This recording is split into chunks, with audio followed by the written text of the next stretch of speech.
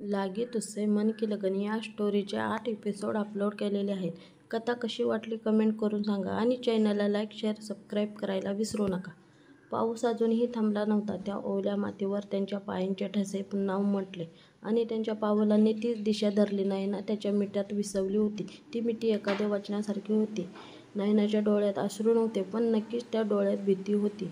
पुन्हा हारण्याची, पुन्हा तुटण्याची, पुन्हा विसरण्याची. आरवला हे जाणवत होतं. त्याने तिला थोडंसं दूर केलं. तिच्या गालावर हात ठेवत तो म्हणाला, नयना, यावेळी आपल्याला भूतकाळात परत आठवावा लागेल, पण फक्त प्रामाणिक राहण्यासाठी, नाहीतर तो आपलं भविष्य गिळून टाकेल. ती गप्प राहिली. मग हळूच म्हणाली, तू जेव्हा गेला होतास ना, तेव्हा वाटलं प्रेम हे निघून जातं, पण आता समजलं प्रेम कुठं जात नाही, ते फक्त वाट पाहतं. दुसऱ्या दिवशी सकाळ. गावात पावसाने हिरवळ सजवली होती. नयना आणि आरव त्या जुन्या तलावाजवळ गेले.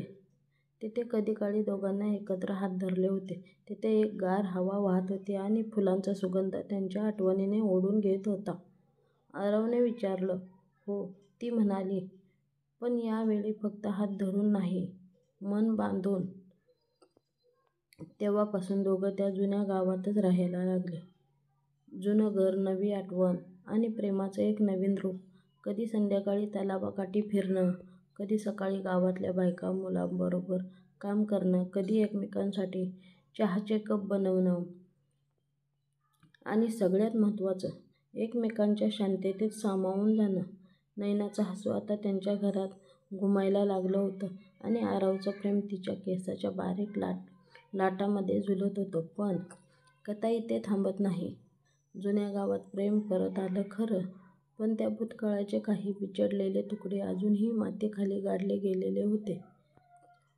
एक दिवस गावात एक अनोळखी बाई आली. तिच्या डोळ्यात आरवचं नाव आणि नयनाच्या भूतकाळाशी जुळणारी सावली होती. तू आरव शिरोडकर ना? नयना अजून तुला काही सांगितलं का? ती स्त्री विचारत होती.